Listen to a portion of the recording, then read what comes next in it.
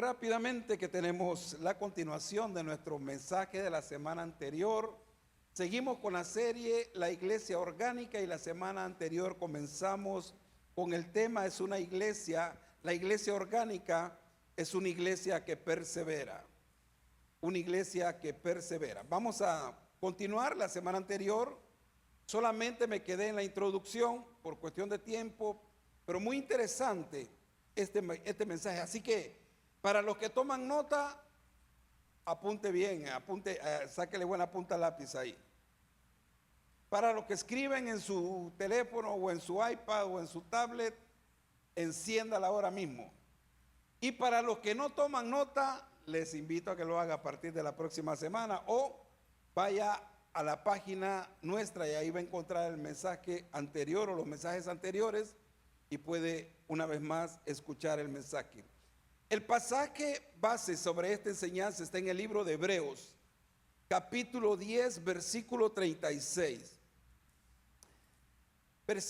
Se cree que es el apóstol Pablo, no está definido quién es el escritor, pero muchos dicen que es el apóstol Pablo, otros dicen que es Esteban y otros escritores probablemente, pero lo importante es que el Espíritu Santo es que escribió esto, ¿no? Y utilizó una persona para hacerlo, para dejarnos a nosotros esta joya de pasaje.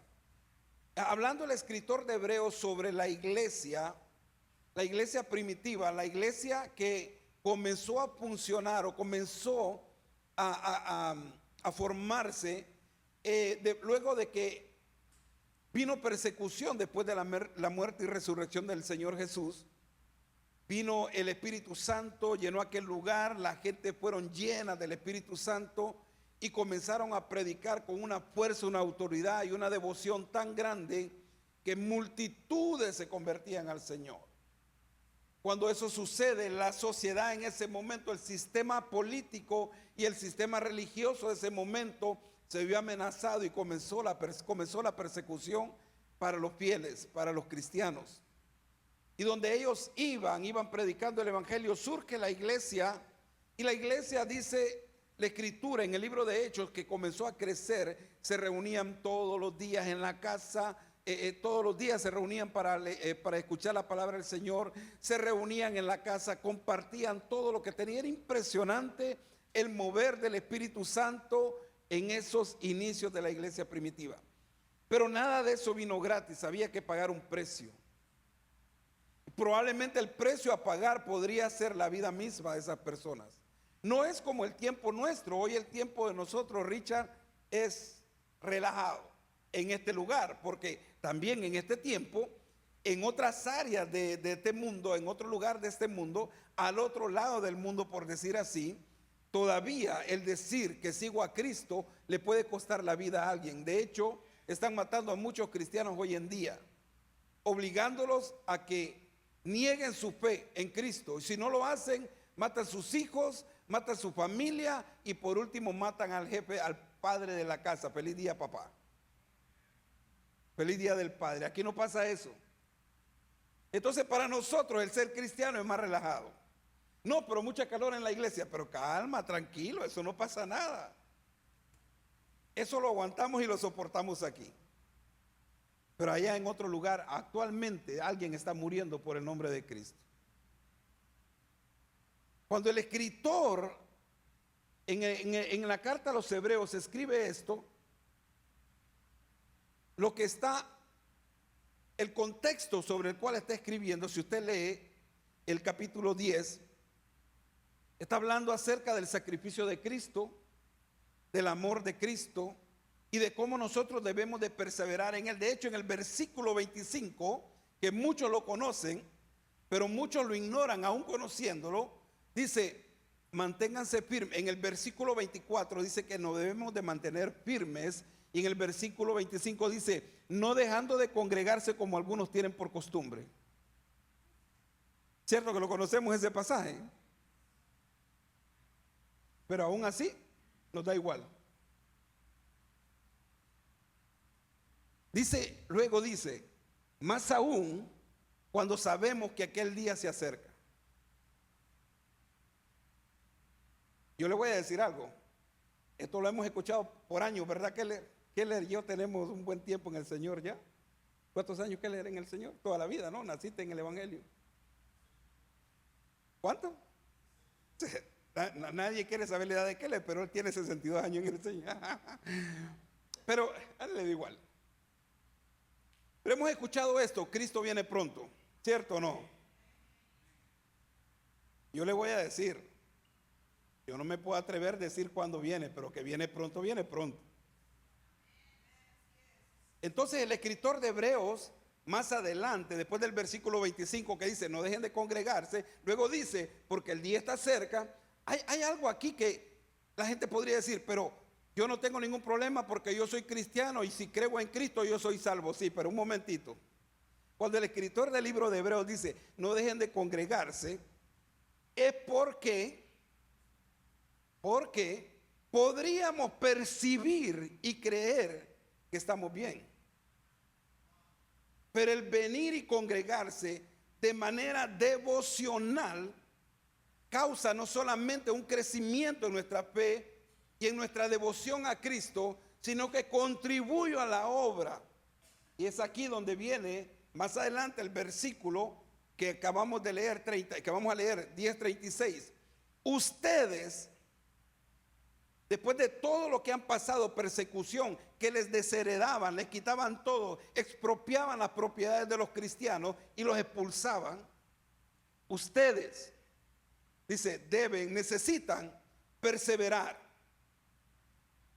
Ustedes necesitan perseverar para que después de haber cumplido la voluntad de Dios, la voluntad de Dios es que cuando nos convertimos a Él, hagamos su voluntad siguiendo su palabra, y su palabra nos dice que hay que congregarnos, su palabra dice que hay que servirle, su palabra dice que hay que hablarles a otro de Cristo.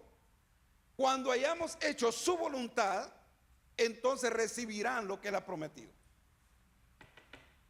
Entonces Él va a hacer lo que ha prometido. Y más adelante, antes de terminar el capítulo 10, Él dice que Cristo va a venir, que Cristo está pronto. Y nos hace esa reflexión a nosotros. Pero la palabra clave aquí es perseverancia. Perseverar. Yo entiendo que la situación difícil que vive gente en este momento al otro lado del mundo no es la misma situación nuestra. Pero para nosotros en este contexto en el cual vivimos, en este lado de la sociedad y en la sociedad y en la nación donde vivimos, algunas cosas en nuestra vida se vuelven una carga pesada. Pero aún así, no importa el contexto de ellos y el nuestro, la palabra para nosotros siempre es que debemos de perseverar en nuestra fe. Porque aquellos tratando de salvar su vida podrían tener la excusa de negar a Cristo. Pero de este lado, a causa de la comodidad que existe en el cristianismo, todavía podemos correr el riesgo de negar a Cristo a causa de la comodidad en la cual vivimos. Lo vamos a ver más adelante. Una de las mayores ideas erróneas del cristianismo es pensar que yo sirvo a Cristo, me entrego a Cristo y hago por Cristo todo debería estar bien en nuestra vida. ¿Cuántos saben de que eso no sucede? La vida no es lineal. La vida va así. La vida va así, no es así. Por lo tanto, si alguien le predicó a usted que si venía a Cristo y sus problemas se iban a acabar, yo le digo, busque a esa persona y dígale, mira, me hablaste de Cristo, pero me engañaste en algo. No es así.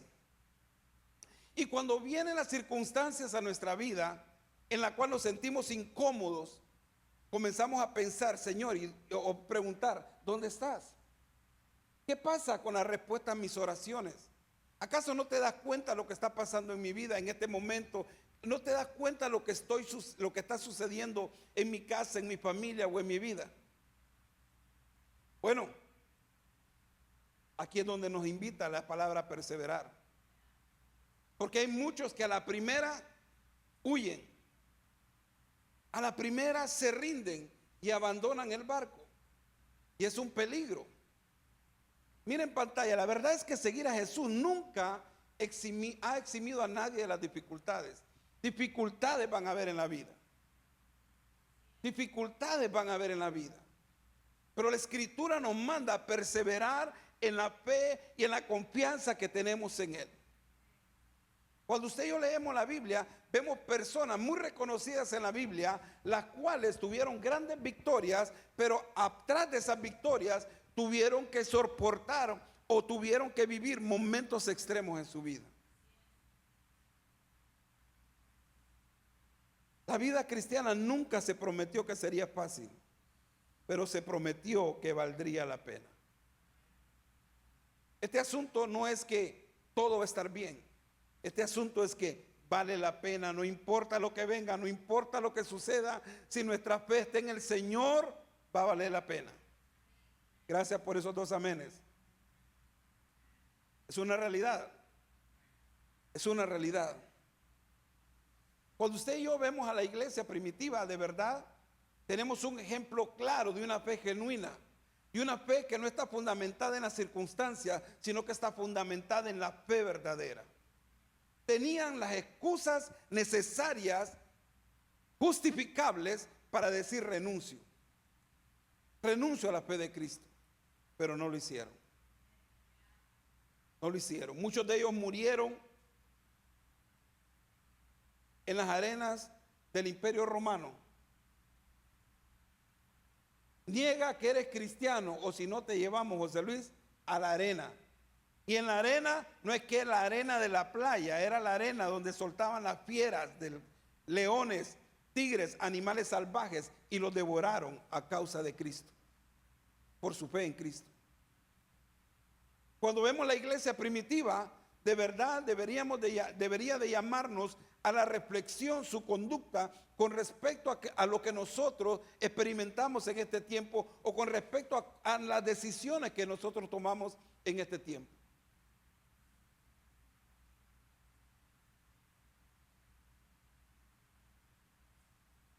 Cuando vemos la iglesia en los inicios, vemos prodigios, vemos milagros, vemos salvaciones en cantidades, en masa. Lo que a veces olvidamos es que detrás de cada milagro habían creyentes que negaron a rendirse a pesar de las circunstancias.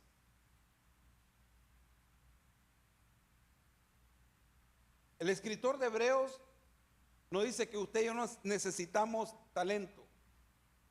No dice que necesitamos popularidad o comodidad. Lo que nos dice, necesitan perseverancia en la vida. La vida necesita perseverancia. ¿Y qué es la perseverancia? Miren en pantalla. Aquí nos quedamos la semana pasada. La perseverancia es la capacidad de mantener el esfuerzo. Escuche las palabras que describe lo que es perseverancia. Habla de esfuerzo. La vida requiere de esfuerzo. El lograr algo requiere de esfuerzo. El alcanzar algo requiere de esfuerzo.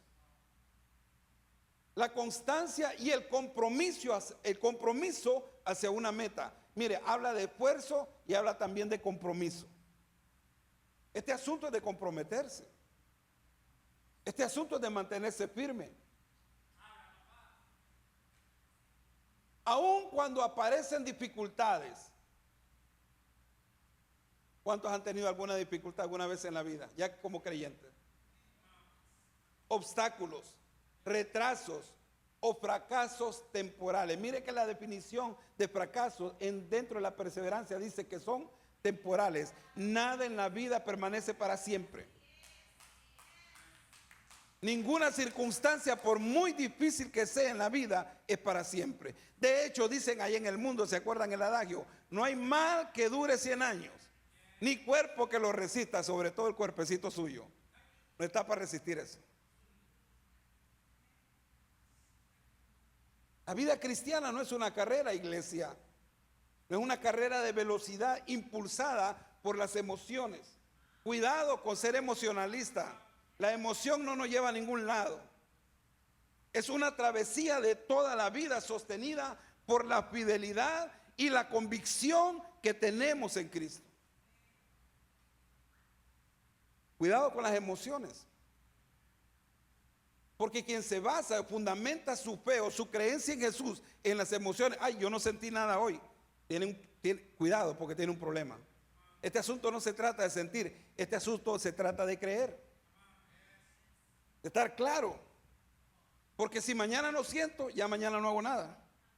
Pero si estoy consciente de quién es mi Señor, si estoy consciente a quién sigo, si estoy consciente a quién sirvo, si estoy consciente de quién murió en la cruz, si estoy consciente del precio que pagó en la cruz, este asunto no se trata si siento o no siento. Se trata de que creo lo que Él hizo y creo que ese es el mejor camino que debo seguir.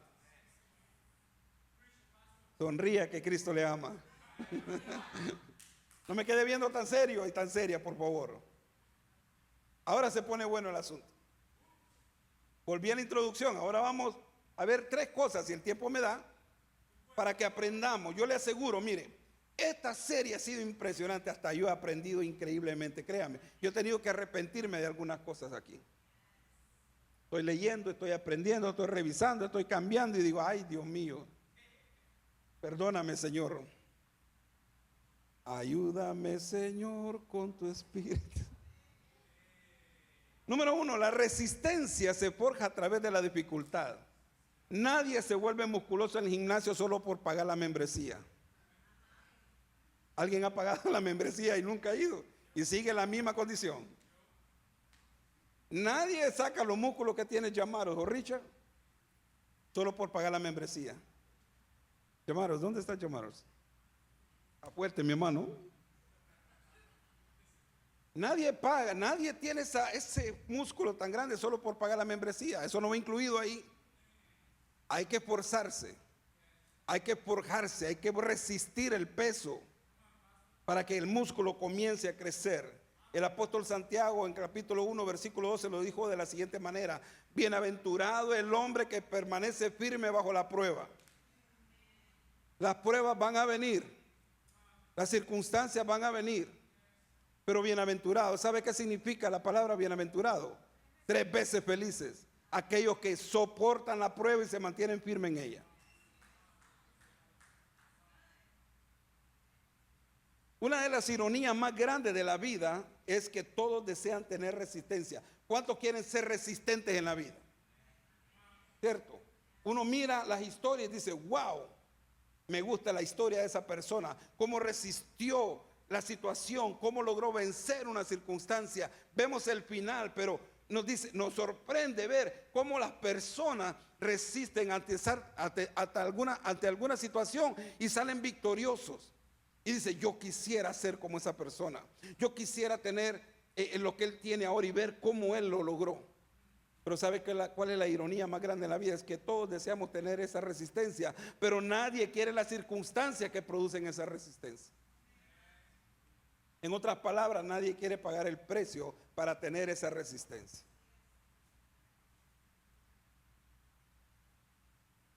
Celebramos las historias de perseverancia.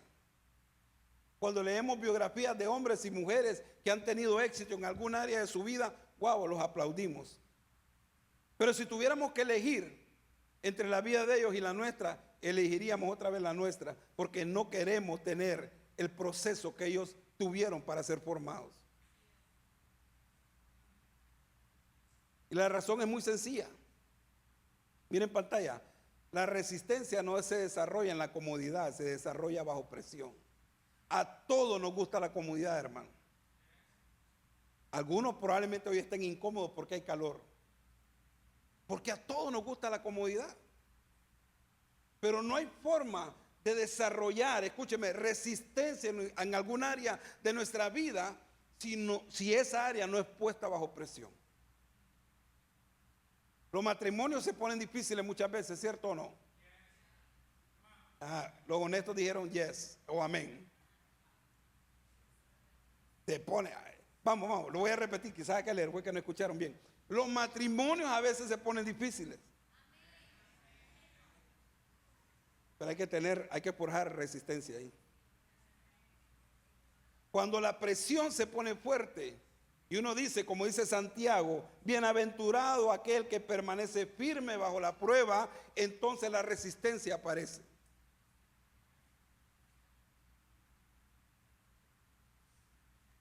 Hay cosas que Dios desarrolla en nosotros durante las temporadas difíciles y que sencillamente no pueden desarrollarse de ninguna otra manera.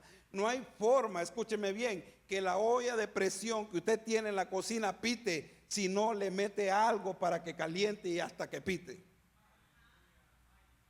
Usted la puede tener ahí, pero nunca va a pitar. ¿Hasta qué? Hasta que la conecta, le mete algo adentro para que llegue el momento de la ebullición y el pito le haga pi, así como le hace.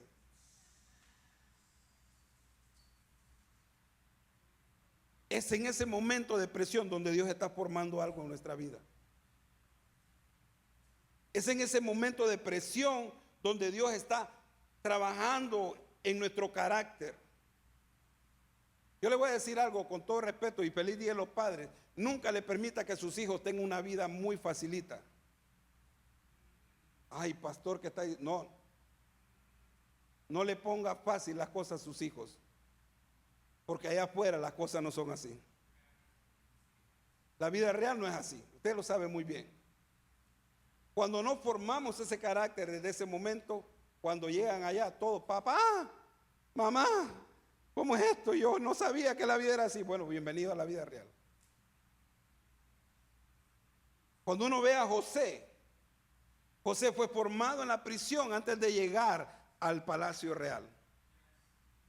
Duro, los hermanos lo rechazaban, los hermanos no lo querían, lo acusaron injustamente, fue a parar a una cárcel, una señora quiso abusar de él salió corriendo y tuvo que pasar todo eso, pero al final llegó al palacio. David fue formado en las cuevas huyendo de Saúl, sin tener culpa ni responsabilidad. Lo seguían. Sin tener culpa ni responsabilidad, Saúl quería matarlo. Pero en esa cueva fue formado, allá aprendió a depender de Dios y a confiar en Dios y aprendió liderazgo en ese momento, para luego llegar al trono del pueblo de Israel. Moisés fue formado en el desierto. No cuando estaba en Egipto, tuvo que pasar por el desierto, hablar con las ovejas, perder incluso la habilidad de expresarse como lo hacía cuando estaba en el palacio real. Porque ahora 40 años con animales, ahora le había cambiado quizá el lenguaje. Pero tuvo que pasar por ahí para luego llegar y ser el gran libertador de Israel, el gran líder de Israel. La vida se forma, el liderazgo se forma bajo presión. Las cosas que Dios quiere hacer en nuestra vida es en temporadas de presión, no en temporadas de comodidad. Hágame un favor y dígale a la persona que está al lado suyo, ten cuidado con la comodidad.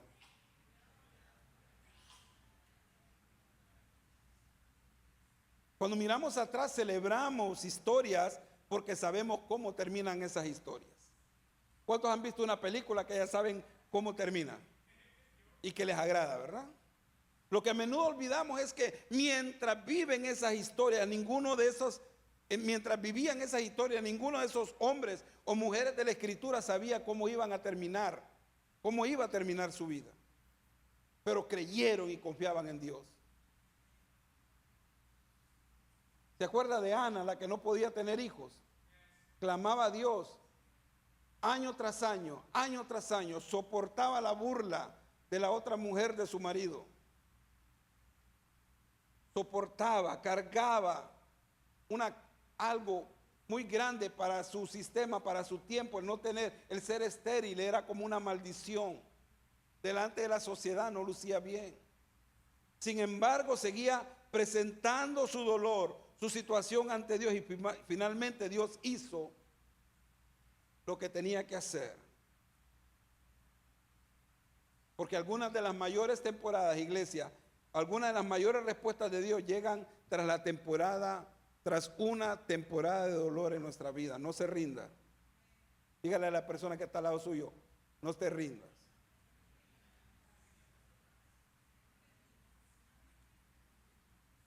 ¿Se acuerda de Caleb, el gran amigo de Josué? Le correspondía, después de conquistar una buena parte de la tierra prometida, le correspondía una tierra a él. Pero no se la dieron porque no era el momento. 40 años tenía Caleb. 45 años después dice, hey, a mí me prometieron algo, así que me lo dan. Le dijo a Josué, y Josué le dio aquella tierra que Dios le había prometido. 45 años de espera. Algunos de nosotros no podemos aguantar ni 24 horas de espera delante de Dios. 45 años. Fíjense que Caleb era tan valiente el hombre que con 85 años estaba dispuesto a hacer lo que fuera, porque para que tomara posesión de esa tierra había que ir a pelear ahí también, no era que jamón el asunto. Tenga la llave, así como nos entregan cuando uno compra la casa, ¿no? Quita la llave, tenga, esta es suya, abra la puerta. No, Caleb tenía que ir a bajarse allá con esa gente. 85 años. Y estaba en la disposición de hacerlo, pero esperó 45 años para poder tener lo que le correspondía y lo que Dios le había prometido. ¿Qué hay de las promesas que Dios ha hecho en su vida? Pregunto a usted. Eso es perseverar. Hay promesas en nuestra vida que no van a llegar en el momento, pero vale la pena esperar y creer por ellas.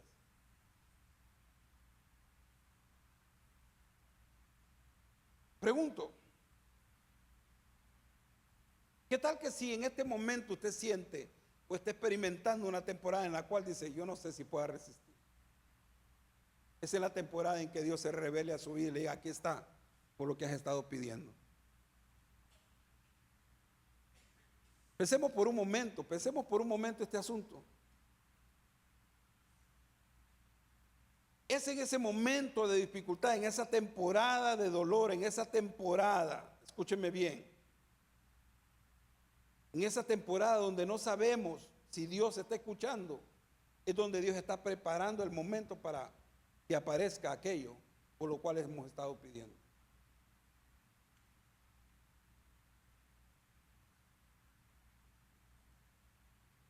Comúnmente nosotros nos centramos en lo que Dios está haciendo a nuestro alrededor, pero pocas veces nos centramos en lo que está haciendo dentro de nosotros. En esa temporada de espera y dificultad que se siente largo, Dios lo que está haciendo es algo interno en nuestra vida. Nos está enseñando muchas cosas. Por ejemplo, probablemente nos está enseñando humildad en nuestra vida. Porque hay algunos de nosotros, hermanos, que somos cosas serias. Nos falta humildad. Quizá en esta temporada lo que Dios nos está enseñando es ser dependientes de Él y no del hombre. Quizá nos está enseñando a ser pacientes, porque somos impacientes muchas veces, hermano. Nos está enseñando a tener madurez, a caminar hacia una etapa de nuestra vida de madurez, porque todos aquí estamos llamados a madurar. Yo he conocido cristianos con 30, 40 años y son más inmaduros que uno que acaba de entrar. Sonría que el Señor le ama. Hemos a través de los años que le he conocido gente con canas en su cabello, en su cabeza, con 30 años en el Señor, y uno dice, Señor, ¿qué pasó aquí? Inmaduros completamente, hermano. Luego viene alguien, quizá joven, recién convertido al Señor, pero decidió creer, confiar y decidió crecer de tal manera que se vuelve una persona madura en Cristo, con una madurez espiritual que uno puede confiar y decir, sí, es tiempo. Dios quizá nos está enseñando madurez y sobre todo nos está enseñando perseverancia. Porque estas cualidades se desarrollan con el tiempo, pero no en comodidad.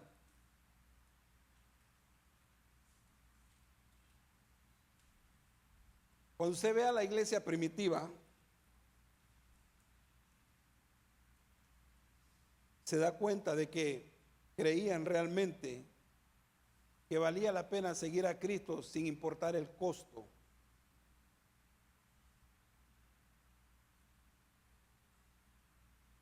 Hoy en día queremos un cristianismo muy ligero, un cristianismo suave, Un cristianismo donde nadie nos diga nada, no el pastor, sino incluso rechazamos la palabra, la exhortación de la palabra a nuestra vida. Queremos que el mensaje sea: Dios te quiere bendecir, Dios te quiere prosperar, Dios te quiere saludable, Dios quiere verte feliz. Pero no es así la realidad. Es así la verdad. Porque si fuese así, si nuestra fe dependiera de cómo Dios, de cuánto Dios nos quiere bendecir solamente y no de exhortar, entonces no sería una fe basada en la convicción de su sacrificio en la cruz, sino basada en mi conveniencia, en mi comodidad, en que yo me sienta bien. Miren en pantalla, la convicción es lo que te mantiene firme cuando la comodidad te ofrece una salida.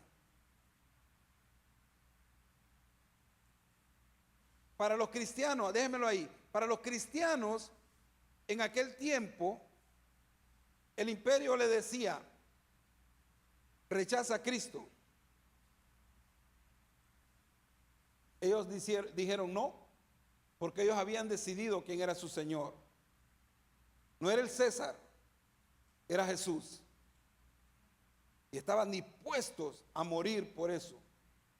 Por eso este pasaje o esta frase es bien importante para que la tengamos presente en nuestro corazón. La convicción es lo que te mantiene firme cuando la comodidad te ofrece una salida.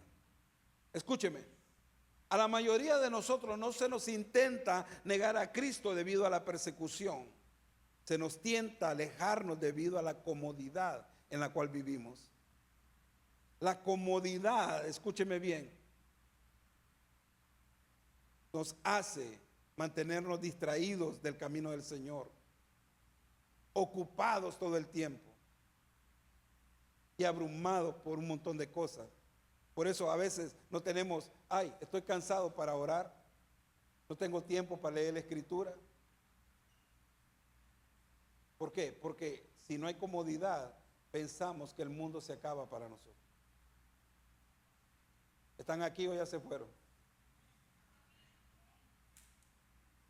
Pastor, yo pensé que me iba a alentar hoy, me iba a animar con el mensaje. Le estoy animando con la palabra del Señor.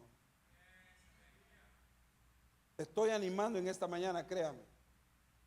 Y ha sido un reto para mi propia vida. Ha sido un reto para mi propia vida. Hay que dejar la comodidad muchas veces. Hay que pagar un precio. Este asunto no es de todo va a estar bien. ¿Cómo sigue? Lo que sabe en inglés. Everything will be alright. No. Suena bonito, ¿verdad? La canción es espectacular. Pero este no es el mundo de Mickey Mouse. Este no es el mundo de Walt Disney. Esta es la vida real. Y hay que pagar un precio por seguir a Cristo. Hay que dejar la comodidad. Porque ahí es donde Dios nos forma. No nos quejemos. Evitemos la queja.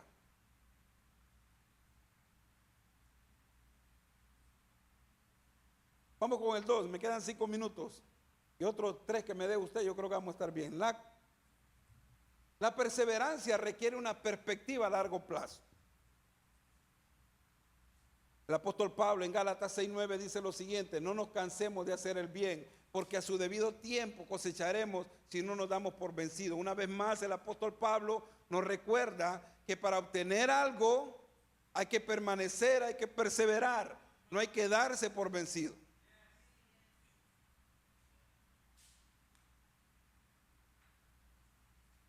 Si la comodidad es un enemigo de la perseverancia, otro de los mayores enemigos de la perseverancia es tener una expectativa poco realista.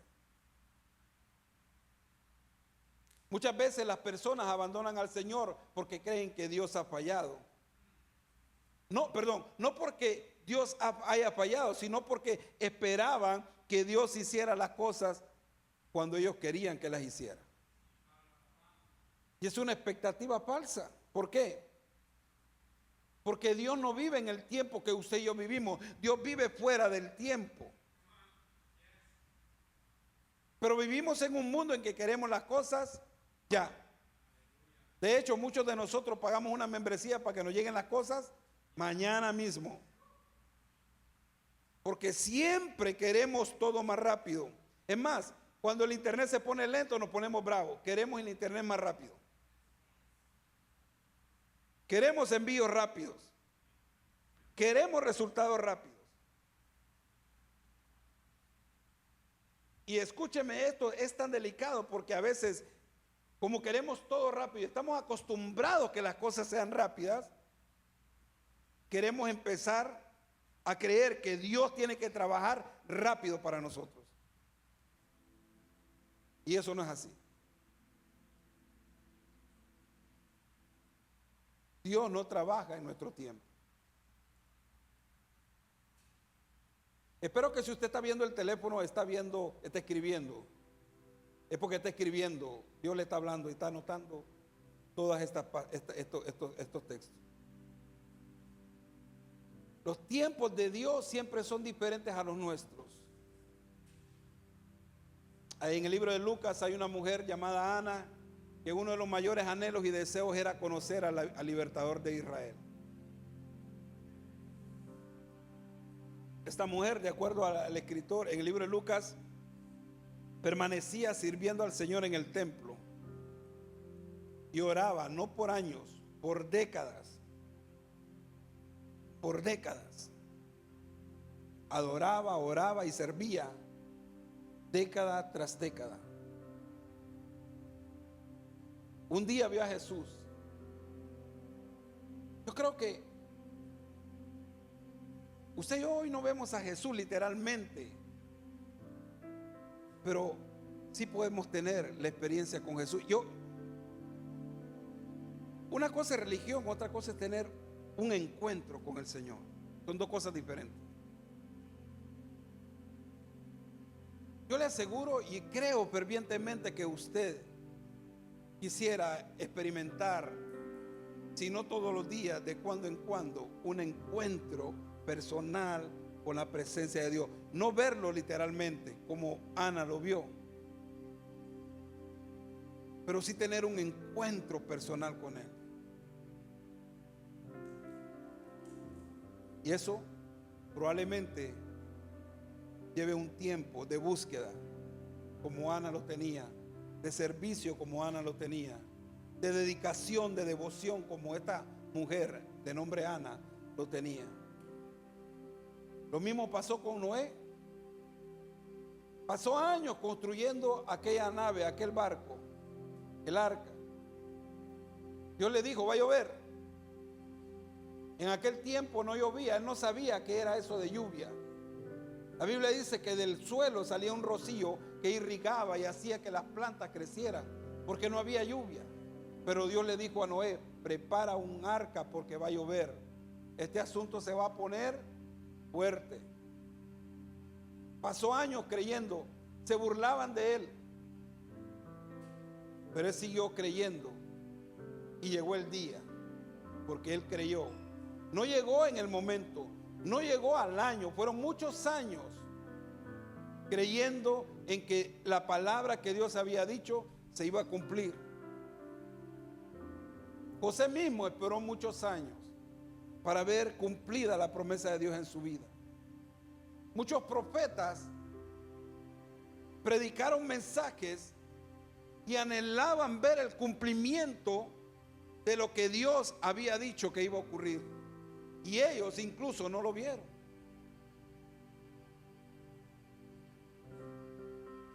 Y una de las cosas que la Escritura enseña repetidamente es que cuando Dios se demora, no es que Dios esté diciendo no a lo que nosotros estamos pidiendo. Lo que Dios está haciendo es trabajando de una manera en la cual muchas veces nosotros no podemos ver o nos negamos a ver. Por ejemplo, el agricultor, el que siembra algo, siembra una semilla y no va al siguiente día para ver si ya hay fruto, porque él sabe que eso no es posible. Él sabe que eso requiere un tiempo. requiere cuidado, requiere devoción de ir, sí, al siguiente día para regar y para cuidar aquello que sembró. No es que va a pasar mañana, no es que va a pasar en un mes, va a pasar en un tiempo. Porque la vida nuestra está acostumbrada, escúcheme bien, a la ligereza, a la rapidez. Escúcheme, escúcheme, iglesia, déjenme decirle algo en esta mañana. Si no recuerda nada de lo que he dicho hasta hoy, recuérdese de esto.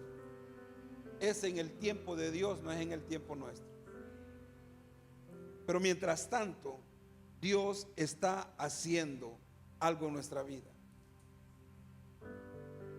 En lo espiritual, algunos de ustedes, yo sé, han estado orando, sirviendo, dando mucho para la obra de Dios y confiando en Dios. Y parece que nada sucede.